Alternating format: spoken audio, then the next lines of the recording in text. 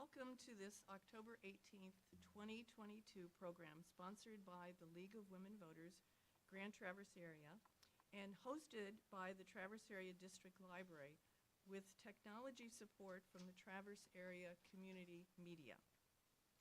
Our program today is Understanding Michigan's Ballot Proposals. Our presentation will include the actual wording of the proposals, a description of each one, the pros and cons of each proposal, and information about who supports it and who is opposed to its passage. I'm Margaret Mansour, a League member and facilitator for today's program. Now I'd like to introduce our speaker, Margaret Goman. Ms. Goman is a lifelong Michigander, a graduate of Central Michigan University and Michigan State University. During her 30-year-plus career, she taught in various public schools at the secondary level, mostly in Traverse Area Public Schools. Now retired, she's an active member of the League of Women Voters, an avid reader, a poll watcher, a poll worker, and a frequent volunteer at Reigning Liberty Ranch. Before we begin, just a word about the League. The League of Women Voters is a national, nonpartisan organization. The League does not endorse or oppose candidates or political parties, but does work to obtain and distribute information to the public about candidates and their views. The League promotes the informed and active participation of all citizens in government and works to increase the understanding of major public policy issues through education and advocacy. Membership in the League is open to women and men of all ages, and we offer a special discount for students. Our program today is being shown on Spectrum Cable Channel 189 in Northwest Lower Michigan, on the League of Women Voters Grand Traverse Area Facebook page, and the Traverse Area District Library YouTube channel, and of course here in person. And now please join me in welcoming our speaker, Ms. Margaret Goman, to learn more about Michigan's 3 ballot proposals. Thank you, Margaret. And thank you for braving the weather to come out here today. This presentation is funded by the education arm of the League of Women Voters. The League was founded over 100 years ago to secure the access to vote for the women in our country. Once that right was secure, the League made it its mission to see that all voters have access to voting information and issues, that voting remains simple and secure, and that all votes are counted fairly.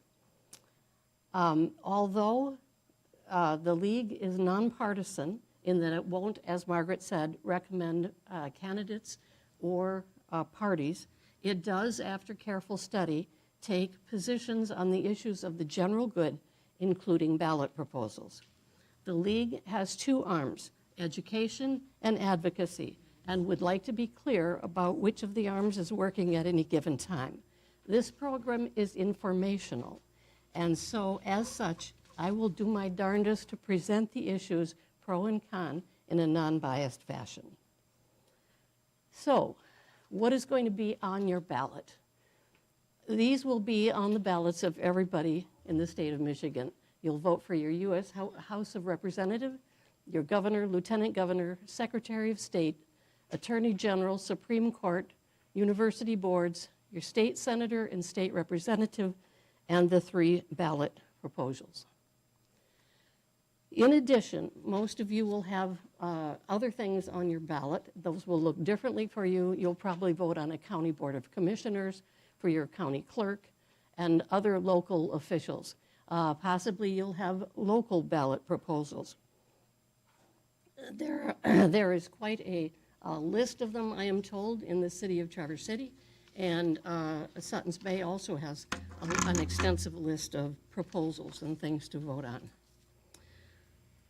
So the ballot proposals, 24 states allow people to submit legislation to the voters and to have the voters vote on them. If successful, The Constitution is changed. It's a different process for when your legislature passes a law. The next legislature can come along and change that. Things that are in the constitutional that are constitutional amendments cannot be changed except if the people come back and vote on them again. So how does a ballot proposal get on the ballot to begin with? Well, there's two ways. First of all, the legislature can vote to say it wants people to vote on a certain issue. And if they agree by 2/3 vote, then it is put on the ballot. One of your proposals, the first one, actually got on here in that fashion. The other way is by creating a proposal, submitting it to the state, making sure the language is correct, is legal, is clear, and then if the state approves, then you can go out and get signatures. For this year, your signature, the number of signatures you had to get was 425,059. Now, how did they come up with that number? That number is a percentage of the people who voted in the last gubernatorial election. Okay, so your first proposal, this is the one that got on by 2/3 votes from the legislature. It is a two-part proposal. The first part is transparency. Transparency simply means that whoever's running for office and whoever's in office would have to disclose certain information about their financial whatever. I forgot it for a second. You have received this handout. The first thing I want to do on all these proposals, which is of course what I forgot, is to actually read the proposal itself. So if you can look on your flyer, and I am going to actually read this one. This is a proposal to amend the state constitution to require annual public financial disclosure reports by legislators and other state officers, and change state legislator term limits to 12 years in the legislature. This proposed constitutional amendment would require members of the legislature, governor, lieutenant governor, secretary of state, and attorney general file annual public financial disclosure reports after 2023, including assets, liabilities, income sources, future employment agreements, gifts, travel reimbursements, and positions held in organizations except religious, social, or political organizations. Require the legislature implement but not limit or restrict reporting requirements. Replace current term limits for state representatives and state senators with a 12-year total limit in any combination between the House and Senate, except a person elected to Senate in 2022 may be elected the number of times allowed when that person became a candidate, should this proposal be adopted. So as I said, the first part of this has to do with transparency, with what they have to disclose to people when they want to run and when they are running and when they are in their term. Presently, Michigan has no financial disclosure requirements whatsoever. The second part of this ballot proposal has to do with how long you can serve in Michigan's legislature. Currently, you can serve for 14 years, 6 two-year terms in the House and 2 four-year terms in the Senate. There were no term limits in Michigan until 1992. That was 30 years ago. 15 states have term limits. Ours are among the most strict of any state. There are 5 other states that have a 14-year limit, and you can't come back at all. Most other states, the other 10, have it so that you can serve, then you have to leave for a while and then come back. Okay, currently, as I said, I already said this, there are no reporting requirements in present, and you can serve for 14 years. Now, currently, Michigan ranks 50th out of 50 states in terms of transparency. This is from the Center for Public Integrity, which is a nationwide nonpartisan group that judges how transparent the different states' government is. Because we have none, of course, we are at the bottom. If passed, the state legislative officials would have to fill out annual disclosure reports on their income and all the other things that you read in there. Now, why is this important? It's important because it's important if you're doing the public service, the public good, voting on things that have to do with us. It's important that we know who you are, what your liabilities are, where you get your money from, to prevent conflict of interest on the things that you might have a chance to vote on. The Michigan legislature has discussed transparency limits for years, but they've never been able to come up with a bill and pass it. So this year, a bipartisan group of people from southern Michigan, or actually came up with legislation. They took it to the legislature. They said, will you pass this? The legislature looked at it, weakened it a little bit, turned around very rapidly without much discussion and said, we're going to put it on the ballot and let the people decide. So that's how that got on here. The second part of this changes the term limits for the people who are serving in the legislature. It shortens it by 2 years. They could serve for 12 years, but they would have to they could serve it if they chose all in one house. They could serve their entire 12 years in the House of Representatives or in the Senate. Now, why do the people who are in support of this amendment like this? The first reason is that the common procedure for people right now is for people to go into the House of Representatives, serve their 6 years, then turn around and campaign for a new group, a new audience, a new constituency for the Senate. The thinking here is that takes time away from legislation. It always is the new campaigning for a new spot. It also takes away from getting to know how the particular house that you are in works and becoming expert at that. Expertise is another problem. If you think on the national level, you can probably think of legislators who have become very, very knowledgeable about certain issues, whether it's tax law or infrastructure or whatever. The people that want this proposal say, we don't give our legislators enough time to become expert at anything. And the third thing is we don't give them long enough time to develop effective leadership.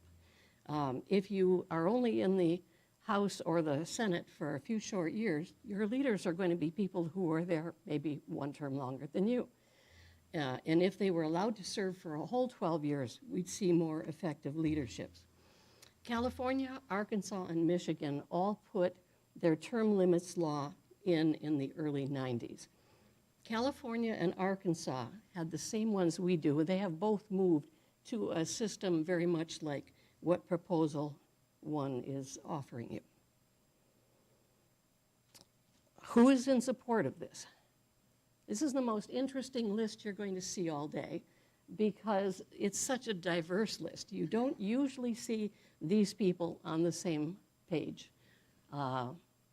You've got the teachers' unions, the Michigan Chamber of Commerce, the Manufacturers Association, the Sierra Club. It's quite an interesting mix. And you will note that the League of Women Voters is indeed on this list. We are in support of this proposal. Opponents. Opponents say, first of all, that this was placed on the ballot with no discussion. It was rapid. They call it an ambush. I don't know exactly what that means, but they thought there should be more discussion before it went on the ballot. They have argued that the proposal is drafted by politicians and lobbyists. one of the goals of term limits is to lessen the influence of lobbyists. I don't know. They feel that somehow this would make the longer term would make them more susceptible to influence by lobbyists. Some people oppose limits completely and would rather see them eliminated. So the people that are against this, there's not a long list, are basically the people who are in favor of strong term limits. The first group here actually brought us our term limits in the 90s. The second one is a group that would like to see term limits on the federal level as well. I'm going to take just maybe a few seconds and have you jot down if you have a question on Proposal 1. I'm not going to take the questions right now, but I will at the end. So if you have a question, go ahead and jot it down.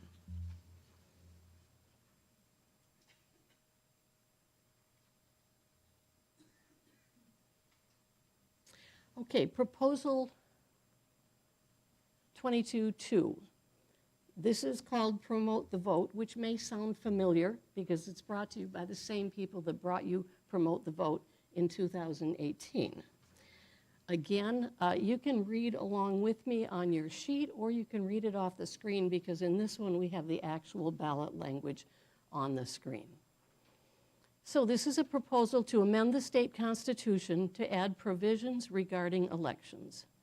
This proposed constitutional amendment would recognize the fundamental right to vote without harassing conduct, require military or overseas ballots to be counted if postmarked by Election Day, provide voter the right to verify identity with photo ID or signed statement, provide voter right to single application to vote absentee in all elections, require state-funded absentee ballot drop boxes and postage for absentee applications and ballots, provide that only election officials may conduct post-election audits, require 9 days early in-person voting, allow donations to fund elections, which must be disclosed, require canvass boards certify election results based only on the official records of votes cast. Now, of these items, there are only 4 that are new to the way we presently do business. The first one is the military and overseas ballots being counted. Presently, under Michigan law, if your ballot is not in the hands of the county clerk by 8 o'clock on election night, it does not get counted, no exceptions. This would make a small exception for, of course, people who are overseas or military ballots to see that they are counted nonetheless. The second one would be provide the voter right to single application to vote in all elections. At present, and some of you may have experienced this, you can go down to your county clerk, you can be on a list of people who say, I want to receive a ballot in all elections. She will, I say she, and I apologize for that, my clerk is a female. She will send you an application at the beginning of an election cycle, like this year's election cycle. She might have sent you your application to vote in June, and then she would automatically, once you return that, send you a ballot for the primary and the November 8th election. Clerks have done this for years. This would tweak that process just a little bit by saying that you could fill out your absentee ballot, your application to vote, and then in all future elections for a time, you would automatically get a ballot. You wouldn't have to do that every couple of years. So she would maintain a list of people who have filled out the application to vote, and she would automatically send the ballots. Now, if you were to be on this list, you could be removed from it for 4 reasons. 1, if you asked to be. 2, if you moved, obviously. 3, if for some reason you were unable to vote, or it was, for instance, if you were ill or if you were in prison, because in Michigan, if you are in prison, you cannot vote. And finally, if you were inactive for 6 years, then you would be removed from this list. The next one is the required state-funded absentee ballot drop boxes and postage for absentee applications and ballots. That would be a change in that it would increase some of the drop boxes, particularly in large cities. There'd have to be so many drop boxes for how many people to assure everybody has a chance to get to a convenient drop boxes. The absentee ballots, if you were mailing them, they would be postage free. The state would pay for postage on those. Both of these stipulations the state would pay for. And the final one is require 9 days early in-person voting. I think there are 34 states that have 9 days in-person early voting. This would be new to us.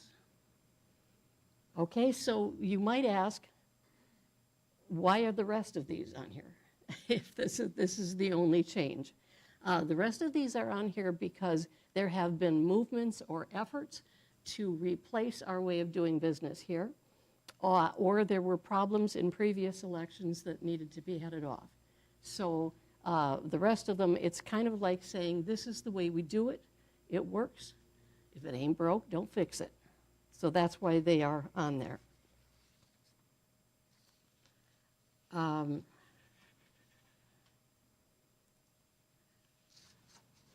So who are, I wanted to go through, I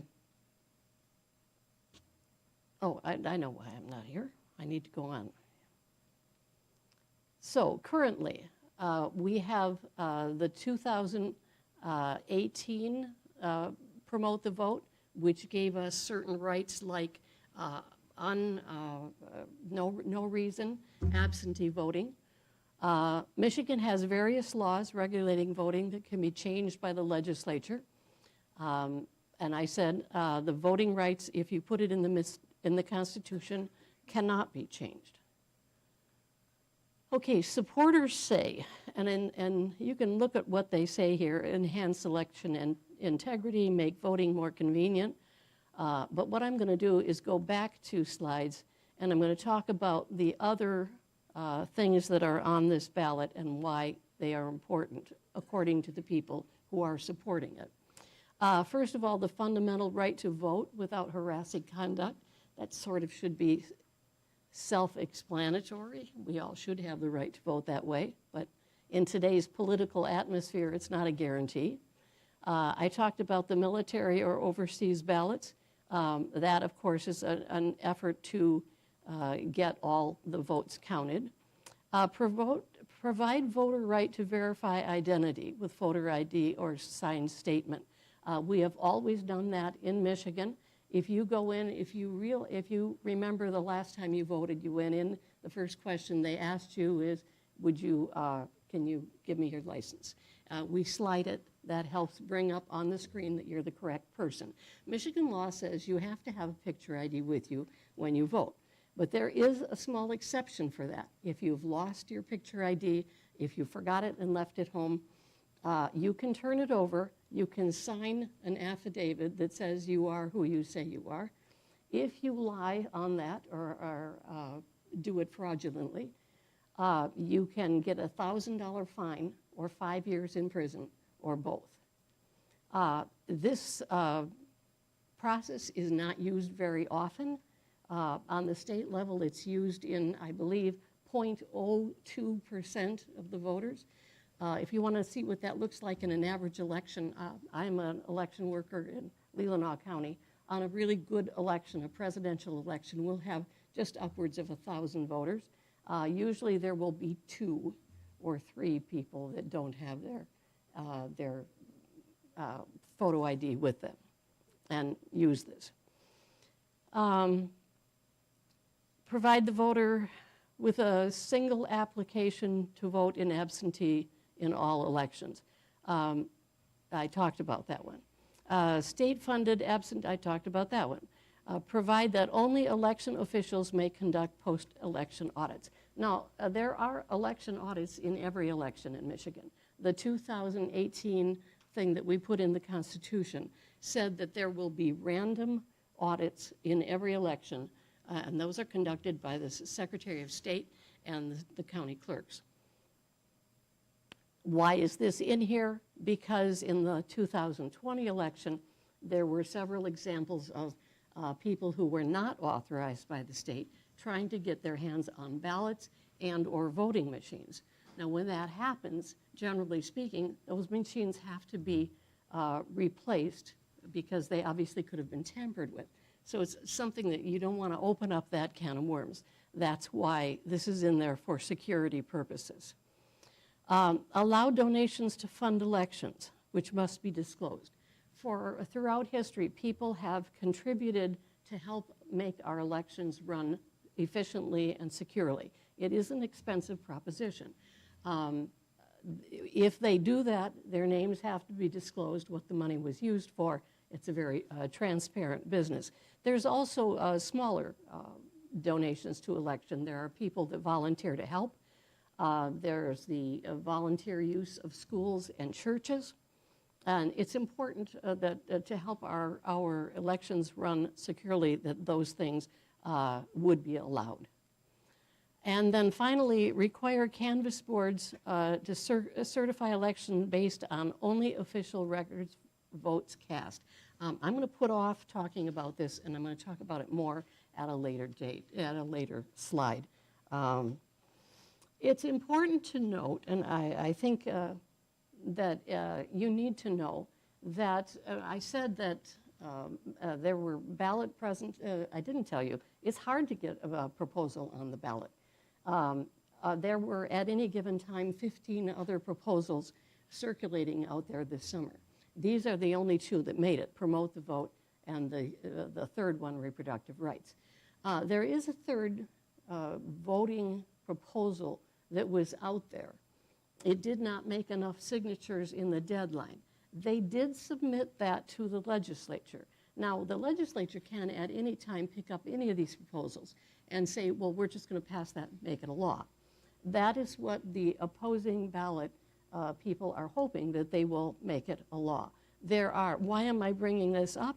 Because there are at least 3 points on here that are in direct contrast to this proposal. The other proposal, called Secure My Vote, would first of all not allow the signed statement if you didn't have your ballot with you. You would have to fill out a provisional ballot, go home and get it. If you didn't have it, like when my daughter lost hers, I think you just could not vote. If you did not return, your ballot would just be discarded.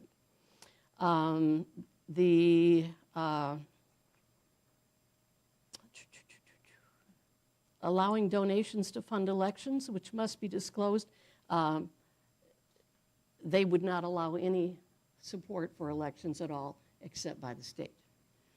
And the last one, or the other one I would mention, this absentee voter list that so many people use at this point, there would be none of that. They would not. You would have to go in and apply for every election every time.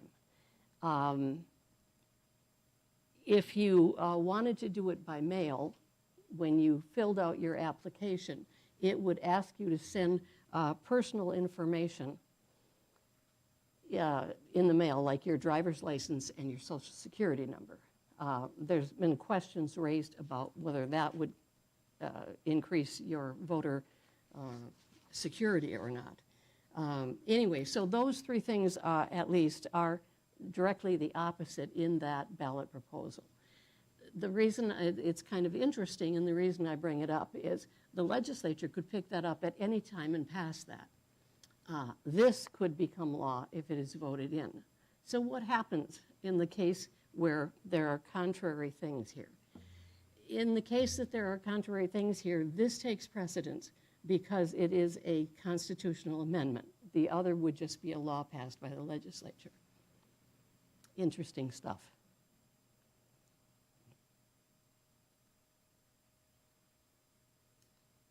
Okay, I did that. Some supporters include, these are people who have gone on record in favor of this.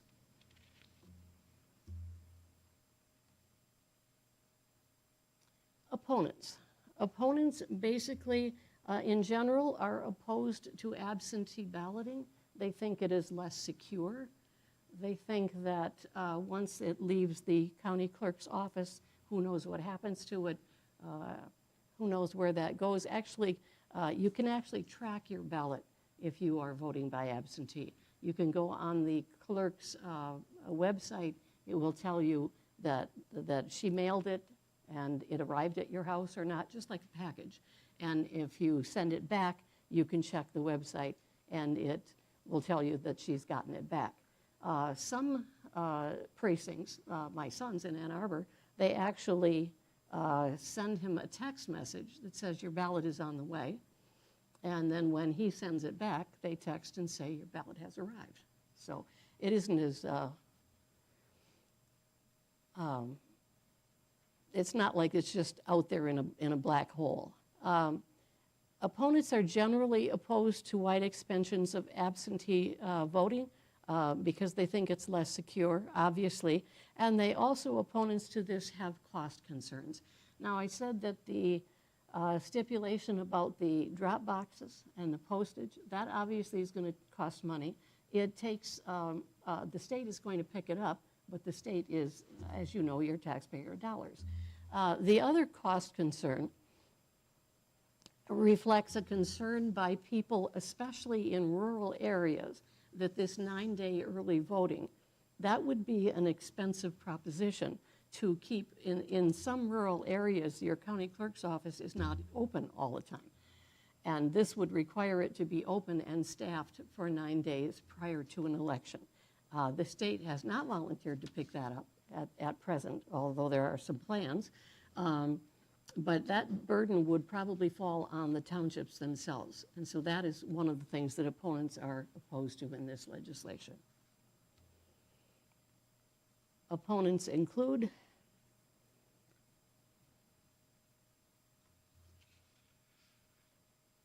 and if you want to take a moment to write a question down, feel free to do that right now before I go on with Proposal 3.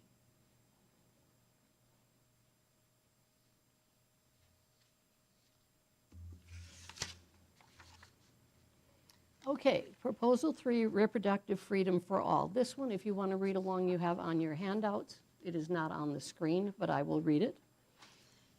A proposal to amend the state constitution to establish new individual right to reproductive freedom, including right to make all decisions about pregnancy and abortion, allow the state to regulate abortion in some cases, forbid the prosecution of individuals exercising established rights.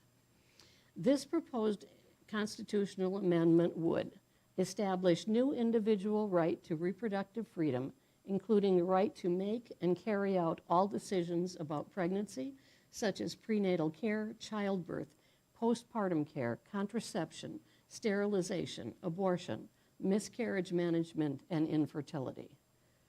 Allow the state to regulate abortion after fetal viability, but not prohibit if medically necessary to protect a patient's life or physical or mental health. Forbid state discrimination in enforcement of this right. Prohibit prosecution of an individual or a person helping a pregnant individual for exercising rights established by this amendment. Invalidate state laws conflicting with this amendment, should this proposal be adopted. So this one, as I said, was also brought to you by the means of ballot signatures on the petition. Of the 425,000 signatures that were needed, this one came in with 735,000 signatures, which is the most of any proposal in Michigan's history. Obviously, this was spurred by the Supreme Court decision earlier this spring saying that women did not have a fundamental right to abortion. They reversed Roe versus Wade, and said we do not have a fundamental right to abortion, and that the states could regulate it as they saw fit. So, a little history. There's a lot of histories, there's a lot of legislation that's been passed about abortion. The first laws were passed around the time of the Civil War in Michigan. The relevant one for us is the 1931 law that was passed. It banned all abortions except to save the life of the mother, no other reason. That was the law throughout from 1931 on until Roe v. Wade. Now, in 1973, the Supreme Court, the United States Supreme Court ruled that the woman had a fundamental right to an abortion, that right was guaranteed by the Constitution before viability. Viability means that moment, that time in the pregnancy when a doctor would judge that that child, if born, would have a fair chance of surviving without extraordinary measures. That generally falls somewhere in the 20 to 24 week range. When the 2022 decision came down, obviously every state had to look and see what was on the books, what were their laws. We went back to the 1931 law outlawing all abortion. That would have been the new policy, except that several groups sued, and a state judge said, no, we're going to put a pause on this, let the dust settle and see where we want to go from here. This proposal would basically return the right to have an abortion to what it was under Roe v. Wade. The legislature could regulate it after viability, and basically we would be back where we were. Now, the interesting thing, what happens since everything is sort of in flux here, what are the possibilities? Well, first of all, this could pass. We would go back to what we had under Roe v. Wade. If it does not pass, the next step probably will be the Michigan Supreme Court would take it up. Now, the Michigan Supreme Court could say women have the right to an abortion. It is guaranteed by the Michigan Constitution. Or they could say, no, you're going to have to figure this out yourself. And then it would be thrown back into the legislature. So then we would go back to the 1931 law, where it would all be illegal, unless the legislature decided to write a new law at that point. And I have no idea if that would happen.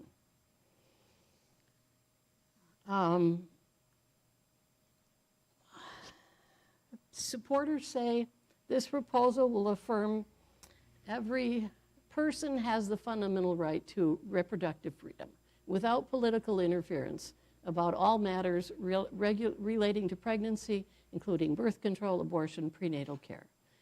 They say this measure will ensure all Michiganders have the right to safe and respectful care during birthing, the use of temporary or permanent birth control, and to continue or end a pregnancy pre-viability without punishment. Under this bill, no one would be punished for having a miscarriage, a stillbirth, or an abortion. The supporters say this bill gives women the right to make their own decisions to have or to not have children, which then gives them control over their own health and economic security. These are some supporters, particularly with this bill. The list is much, much longer on both sides. If you'll notice, the League of Women Voters is in favor of this. Okay, opponents. Obviously, opponents are the people who say that abortion is morally and ethically wrong and should not be allowed. They would like to see the Michigan 1931 law back, which would outlaw abortions except to save the life of the mother. The opponents are also concerned and this is a pretty big topic, and I can only touch on it here, that it would repeal dozens of state laws, including our state's ban on tax-funded abortions. If all women were to have the right to an abortion, that would sort of be thrown into flux. It would probably have to be decided by the courts. The partial birth abortion ban. Michigan has a partial birth abortion ban, and they are afraid that this would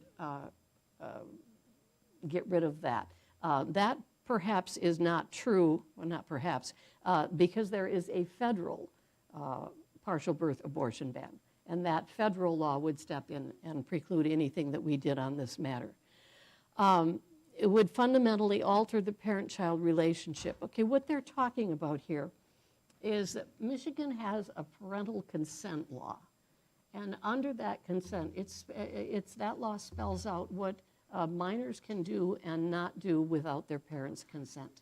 They cannot, for instance, they can't have their ears pierced, I believe. Then they do have certain rights. Under that, they cannot have an abortion at present. The opponents of this bill are suggesting that possibly they would be able to have an abortion under this bill. That is unclear. There are people who are saying both sides. I'm certain that probably would wind up in a court as well. Opponents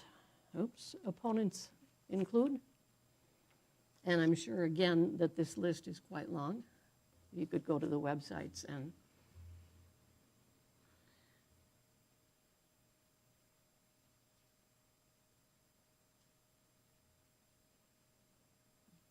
jot down any questions you have about this one for later.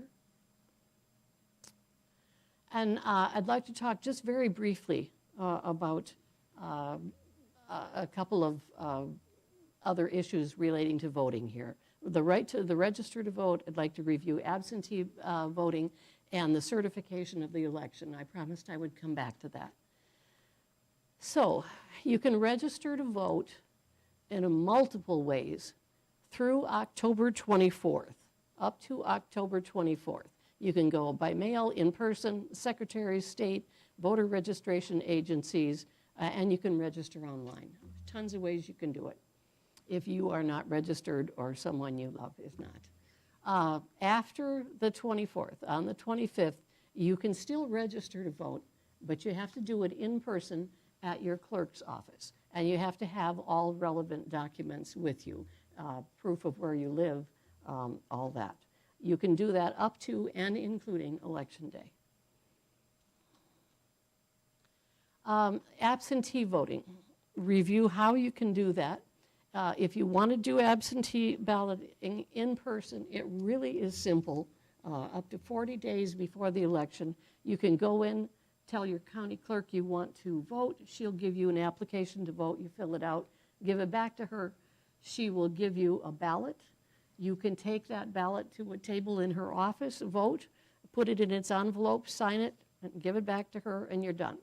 Or you can take that ballot home, sit at your kitchen table, and vote, and then either mail it back or drop it back at the clerk's office. It's a pretty simple procedure.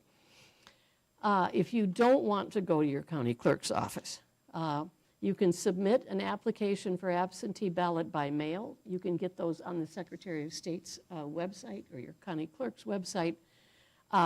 They will send you the ballot. Once you send that in, they will send you your absentee ballot. You'll vote it, and then you can drop it back in the post, or you can drop it off yourself. A note, please be careful if you vote absentee ballot. There's big instructions on the back of the envelope. Read it. You must sign the back of your envelope. That is how the clerk checks to make sure that you are who you say you are, because your signature matches what she has on file. One final thing, why vote absentee? I think, especially if you're in a place like that has a long ballot, it's really nice to be able to take it to your kitchen table, look it up, look up the issues, get the information, study the choices. Okay, after all this is done, after the election is over, The county clerk's added up everything, taken care of it. She sends it to what's called the Board of Canvassers. The Board of Canvassers is 2 Republicans and 2 Democrats. The various parties submit, I think, 3 names to the county clerk, and then she picks who is on this board. It runs, it isn't replaced every election. You can stay on this board. They have 14 days to certify the election. What they basically do is they look and say how many people applied to vote, how many votes were cast, do the numbers add up. After they're done with it, it goes to the State Board of Canvassers, which is composed exactly the same way, 2 Republicans, 2 Democrats. They do the same process. They take in all of the things from the state, and they look at and certify the election. Now, their job, and the job of the local board, is to do the numbers. It's basically a ministerial job. Why is this being talked about now? It's kind of a hot topic, and it's going to become even more so, I'm afraid, because some Board of Canvassers are starting to say, oh, no, we don't have to certify it if we don't want to, if we think there's another issue of it. Now, by state law, they're supposed to look at the numbers, and that's all they're supposed to look at. But you're going to see a lot of this in the next election, I believe. Case in point, the 2, Proposal 2 and Proposal 3 had to go through this process. They got their signatures. They sent their signatures back to the state. The state looked at them, verified all the signatures were accurate, and said, yes, there's enough. Then it had to go to a board of canvassers, to these boards of canvassers. In these cases, in both of them, the 2 Republicans said no, the 2 Democrats said yes. So what happens then? It went to the Supreme Court. The Supreme Court said, yes, the signatures are there, they're valid, there's no reason not to put this on the ballot. So, like I said, I think there are people I have read about who are on certification boards who have already said they might not vote to certify an election. So it's going to become a more interesting topic. And incidentally, it is the next league's informational talk on December 1st, is on how you get to be on a certification board, what are their duties, and if you want to learn more about that process, I think that's in this room on December 1st. If you are looking for further resources, first of all, the top one up here, a Michigan Secretary of State, that's a wonderful resource. You can go in and put your name or your address, your one or the other even, and it will bring you up if you are registered, where is your voting place. It will show you exactly what your ballot will look like, so that you have time to study it ahead of time. The bottom one, the 411, that's kind of a personal plug, but it's a great site. It's because this is done by the League of Women Voters.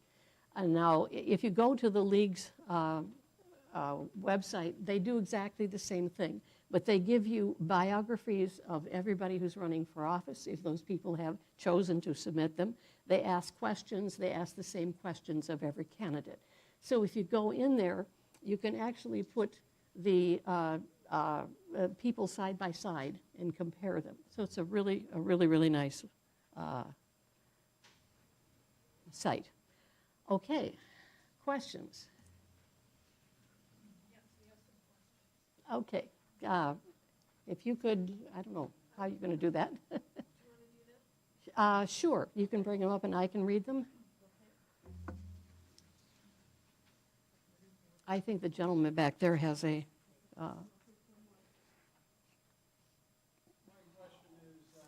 Can you jot it on a card, as I have some already here? Margaret, we'll see that you get a card here.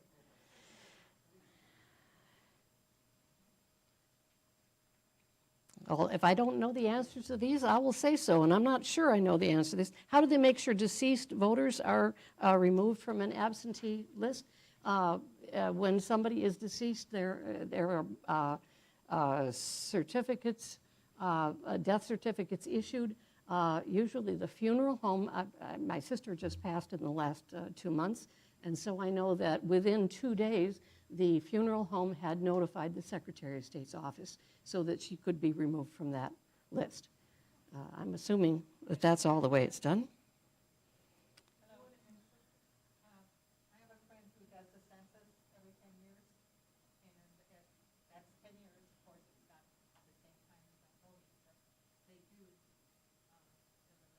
They do eliminate them, yes. Thank you for that. Matching signatures must be hard, yes. There was at one time a proposal being, in other words, as you get older, your signature might change. That is hard. The county clerks are trained in how to compare signatures and what they look for in that. There was at one point a proposal that the election workers would do it, and I think that's horrifying because I wouldn't want to do it. You do need training to notice how to know if a signature is valid. Okay, this one's how is the wording on ballots determined? I imagine it's determined by the people that are submitting that proposal, but like I said, it does have to go to the state. They check it for legality and if there's whatever issues there might be. And if they do, they flag that and send it back and say, no, this isn't going to be a valid proposal. Which of these are citizen-led? And the proposal 1 was proposed by the legislature. Proposals 2 and 3 were citizen-led and needed signatures. There's so much information being thrown out about these proposals. How do we make informed choices? Where can we find factual information? That's a great question. Because I have seen some of the things out there on the web and on television, and some of it is absurd at best, and some of it is speculation. My advice, first of all, is read your proposal. You read it, that should be the first thing you do and the last thing you do before you vote. Secondly, be aware of the techniques that these various groups are using to appeal to you. I guess I'm speaking from personal preference because I used to teach a language class that talked about how do people use words to try and influence you. So look carefully at is it appealing to your emotions as opposed to fact? Are they using words like right wing, left wing? I saw the word elite being bandied about there. Well, that's a word that's intended to make you feel like you're lesser than someone. So be careful and look at the words of an ad or whatever to say, am I being appealed to by emotion or fact? The other thing I would say is there's a wonderful resource online called the Citizens Research Council of Michigan, and it has more information than you would ever want. It is not partisan, and these people basically research issues, they research laws, and whether or not they have achieved their intended goals. I learned so much from going onto that website. I would encourage all of you to go onto that at some point. Look up it. It's the Citizens Research Council of Michigan, or CRC. Under current law, who has to make financial disclosures? Under current law, nobody. I did read this morning that Governor Whitmer volunteered to, and she has her financial information is out there, but the legislature has required it of no one. Don't financial disclosure laws invade individual and family privacy of officials? I can understand how someone would feel that way, but if you're in the position of asking for your support to go to the legislature to make laws pertaining to people, I think it's only fair that one of the things that you would be required to do is to release things that might show a conflict of interest. I think that's kind of the price you'd pay for being a public figure. That's just my opinion, I suppose. You said California and Arkansas operate like Proposal 1 proposes. How is it working in California and Arkansas? Actually, a more relevant place is to go to the CRC, the website I just gave you. They have a very long part on what are the goals of term limits. Are those goals working? There's very, very extensive research on is there really less lobbying? Do we actually have more people turning out in the legislature? One of the goals was more variety of opinion. Is that working out? And so they've done all those studies. You can go there and find that out. Proposal 1, can you explain how this was changed from the original? I said they weakened it, basically. The original bill that they submitted to the legislature said that you would have to release all who you were for, how much you got, from what sources, where is your income, where do you get that? They changed that to say you have to release the sources. You have to say who gave you money, but they don't say that you have to say how much. Now the legislature is going to put that actually into a practice should this Proposal 1 pass. And I suppose it is kind of up to the legislature to say how specific do you want to get with all of this. Funding for this one has to do with 9 days early voting.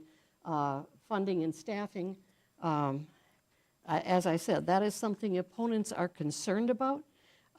There are, like I said, there are 34 other states that do it. There was suggestion that the state would permit for this 9 days early voting, they would permit there to be, like in a county, 1 voting site, so that you'd have to drive a little further to vote, but that would lessen the burden for keeping it each office open 9 days.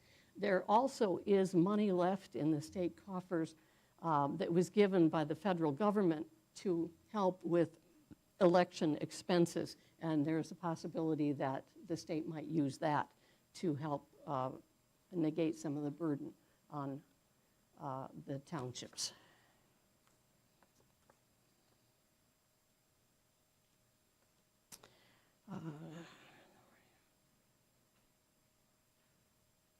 Okay, the argument that the wording in Proposal 3 says an individual, that's could get an abortion. Does that interfere with the, would that allow a minor to give it? That's an issue that's been being debated back and forth. I've heard people say it both ways. They say you're, that there are lots of things in our state that we as adults can do that our children cannot do, smoking, drinking, whatever. They say there's no real reason that this would be any different just because it says an individual. And then obviously other people think that's a possibility. I do think that that would probably wind up being played out in the courts.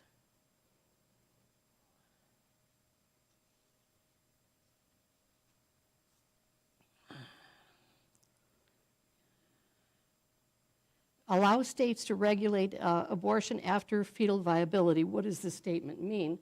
It means after viability, the state can and would, I'm sure, say that there could be no abortions, except that they could not forbid it in the case that the woman's physical or mental health would be harmed. But I'm certain that they would, it's like it was at Roe, the same way it was after viability, that they could forbid it, and we would be back to where we were at that time.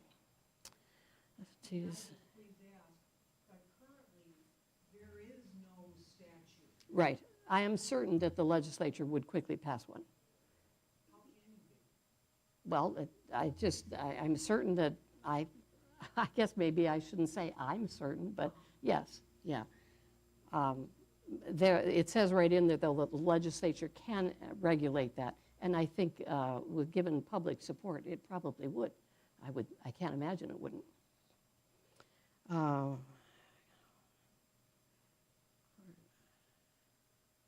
Canon, except, I can't read this one.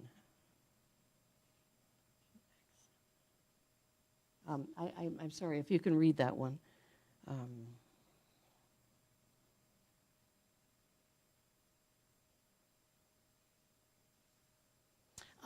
Okay, can you? I think the actual question is allow state to regulate abortion after fetal viability. Is that the one you just read? Yes. Okay. Maybe they just rewrote it. Does proposal 3 in any way allow a trans minor decisions about their health without the involvement or permission of the parents? It does not, in the wording of the ballot, say anything about that, but it is one of the things that opponents have suggested, that kids would be able to make decisions about surgeries or whatever. Again, probably that would have to go to a court, but this ballot, like I said, when in doubt, read the proposal. And this says nothing about transgender definitions or anything like that. Do other states have similar ballot proposals? Well, like I said, only 24 states allow them. And other than that, I don't even know. Have any Michigan newspapers endorsed any of these proposals? I do not know that. You'd have to go online and see what they have.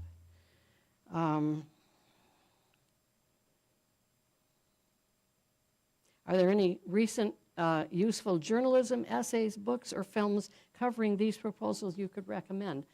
Again, I would say go back to the CRC. That's the most extensive research that I can find out there. Other than that, I would just, I would say whenever you go out to essays or whatever, always consider what source is that you're reading. And if you read one that is like put out by some of the opponents here, read one of the opposite ones so that you can get some, total picture of this. Other than that, I don't know that I would recommend anything particularly. One more? This is regarding to what you said about the legislature making the law proposal 3 if it didn't pass.